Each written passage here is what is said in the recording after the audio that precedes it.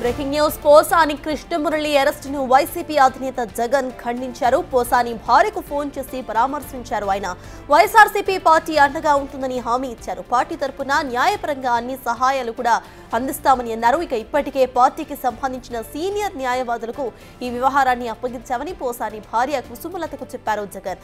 ఏపీలో నిరంకుశ పాలన నడుస్తోందని విమర్శించారు ఆయన.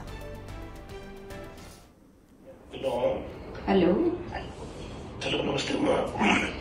నమస్తే అండి. నమస్తే అమ్మా. మొత్తం అందరం తోడుగా ఉండమ్మా. ఇన్ఫాక్ట్ అందరు సుధాకర్ రెడ్డి అందరికీ కూడా చెప్పిన అందరూ టోటల్ గా అటెండ్ కమ్మని చెప్పి ఐ థింక్ అందరు అనంతపురం కూడా వచ్చినట్లున్నారు.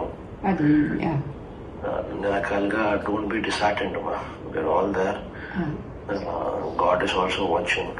దేవుడు కూడా చూస్తా ఉన్నాడు. ఇంత నిరంకుశత పాలన అనేది it will not last also.